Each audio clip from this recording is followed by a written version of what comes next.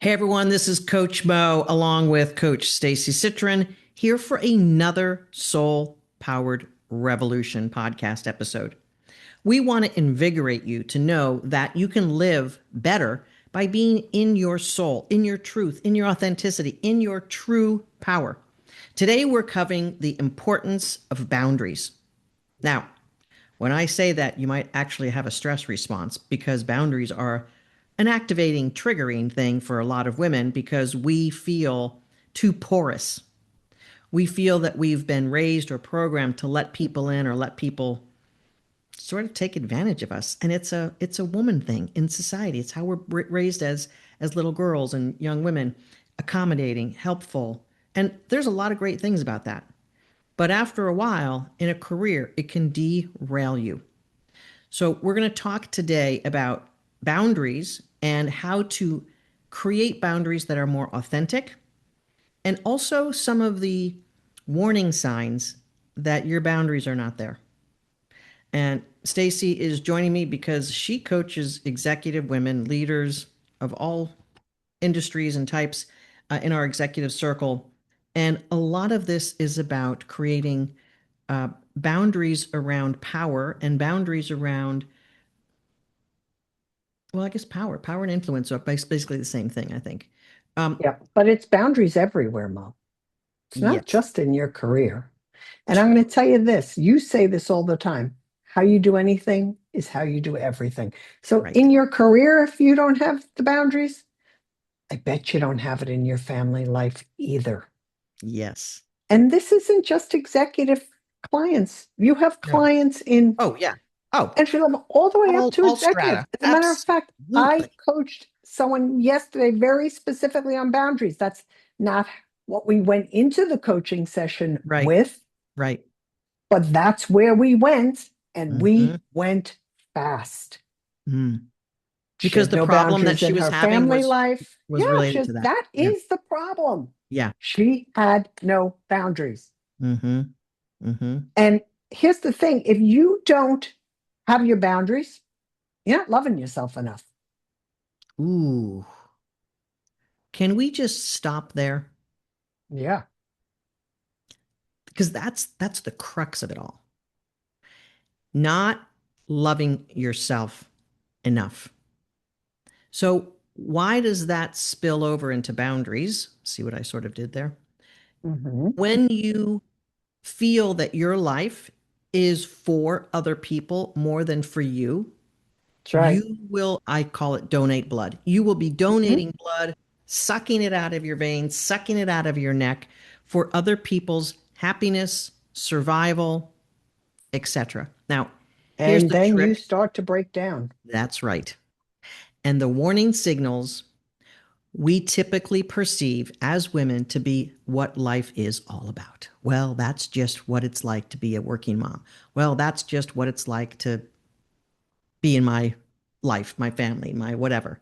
We tend to normalize the agony and the depletion of not caring enough about ourselves that we are letting other people run rickshaw over us. Was that kind of like a bad thing to say?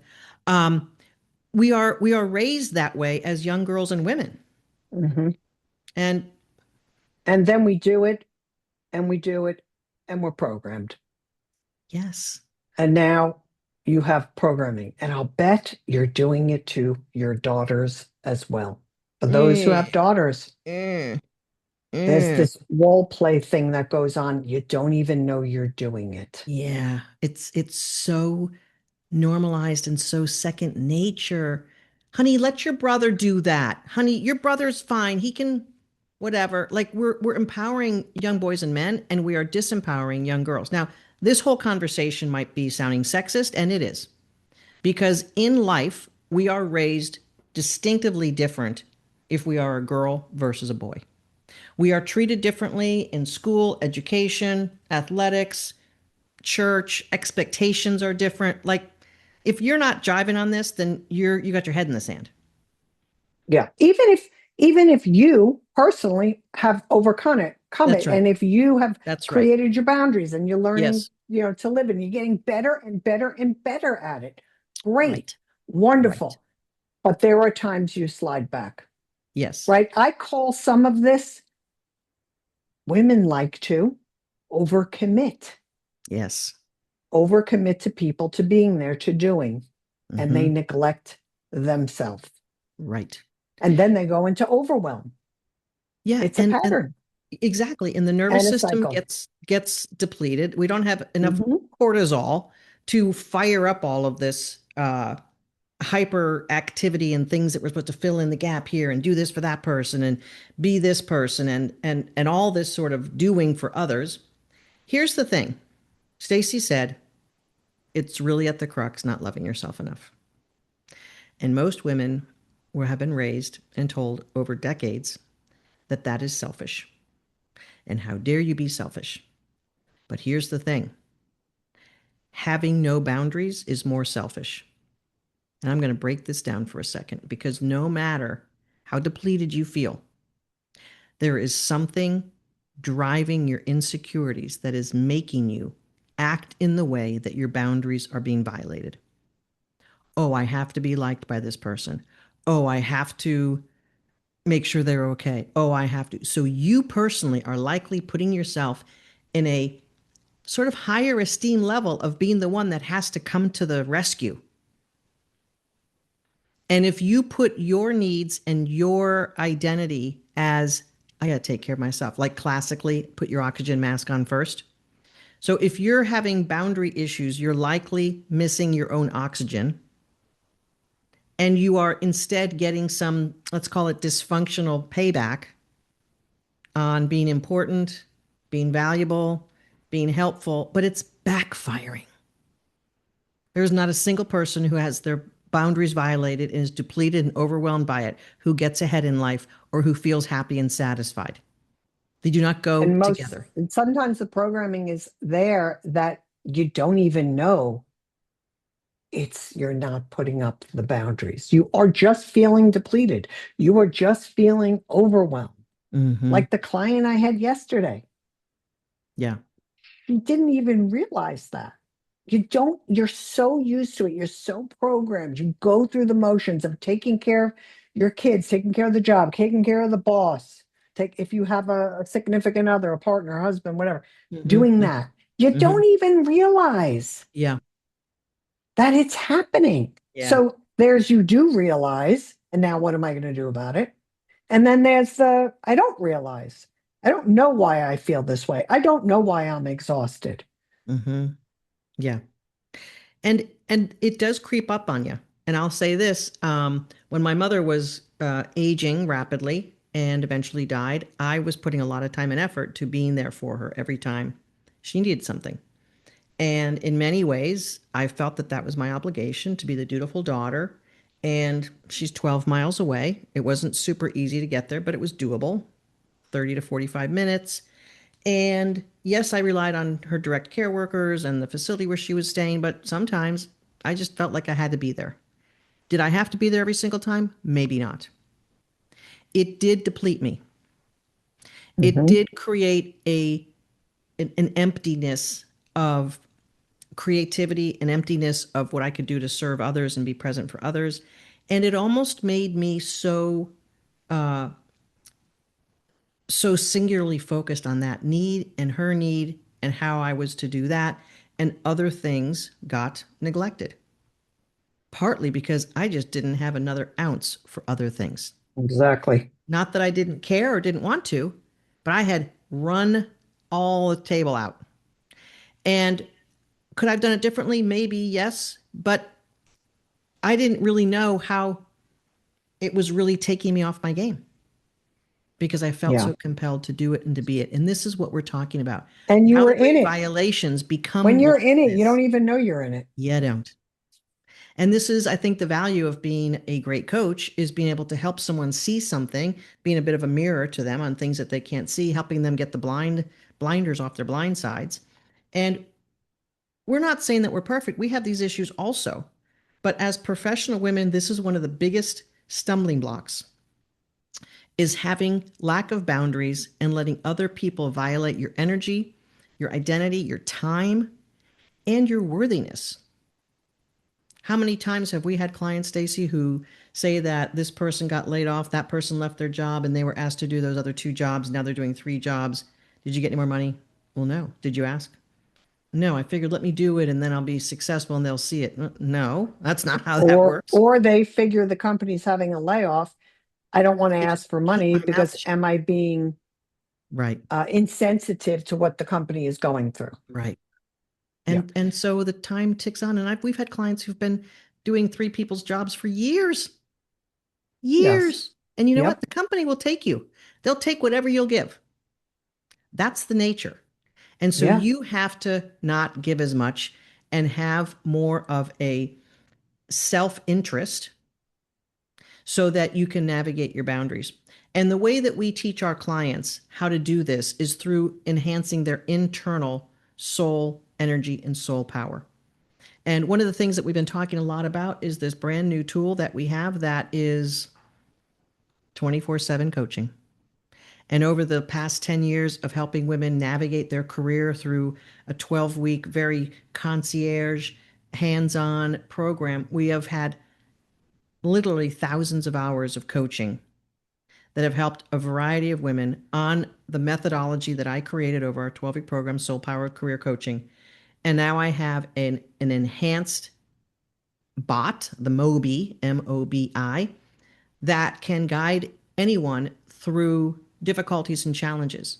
So if you have a situation where you're dealing with boundaries violation, let's just say it's with a coworker. That coworker keeps throwing stuff your way, expecting you to finish their work or whatever.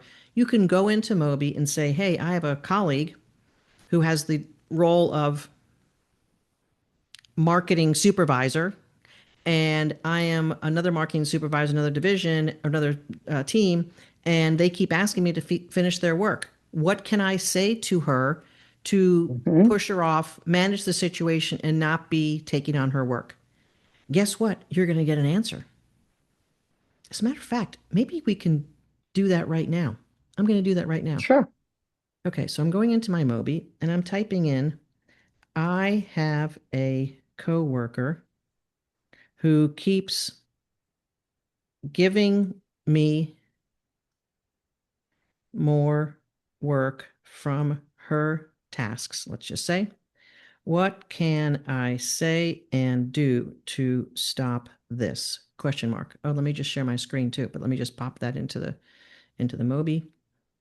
I think I was asking something earlier about a 10-year career plan. So yeah, that's what I got here. So I'm showing you my Telegram account where I have Mobi right up here, Mobi, and Mobi is typing something. What you're experiencing is a classic energy sovereignty challenge. All right, we got lingo here. One of the 5 leadership fixes we address in the Soul Powered program. Your coworker has discovered you're capable and reliable, so she's offloading her responsibilities onto your plate. First, recognize this isn't just about workload, it's about reclaiming your professional boundaries. Before Hmm. saying anything, document the specific tasks she's transferred to you over the past month. This creates objective evidence rather than making it feel like a personal complaint. When you speak with her, use this framing. I've noticed a pattern where tasks like finishing up an email, communicating to our marketing department, that were originally on your work stream have shifted to me. I need to focus on my priorities to deliver excellence in my role. Going forward, I'll need to decline additional work that isn't aligned with my core responsibilities. If she pushes back, use the powerful "it seems like" pattern, which is something we teach in our Soul Power Communicator. It seems like creates more of an objective response. This I'm off. Moby goes back into saying, it seems like you're looking for support with your workload. Have you spoken with our manager about resource allocation? This will redirect the conversation toward proper channels while maintaining your boundary. Remember, saying no isn't selfish, it's strategic. Your time and energy are the most valuable professional assets. Now, that's a great answer. And it Hmm. also has the components of taking care of oneself, being soul centered, and also honoring who you are with great language. And if you got this from ChatGPT, it would be generic and not specific about a professional woman or the language and the resources and the wealth of hours and hours of coaching that this is pulling from. This is not generic. ChatGPT answers. This is pulled from thousands of hours of my coaching, and it has the resonance of what professional women are looking for. Yeah. So, Mo, I coached someone on this in the 12-week program. Okay, perfect. Uh, she was getting inundated with doing everybody's work, and she didn't Yes. understand why she couldn't get a leadership role. Yeah. Yeah. She was basically always hair on fire Uh-huh. on things that were not even hers to be on fire for. Yeah, yeah, yeah, yeah.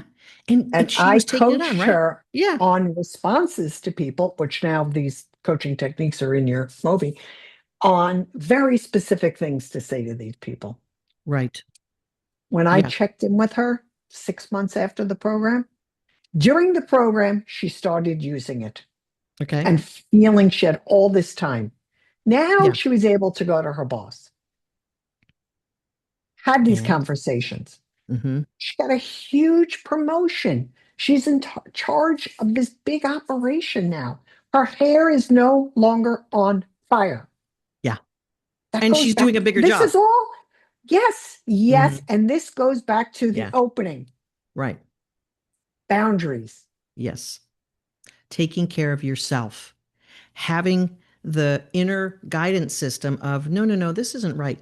And then being able to say the right thing to navigate it and stay in your power and not keep repeating bad patterns that have been depleting over the course of your life. And you know what?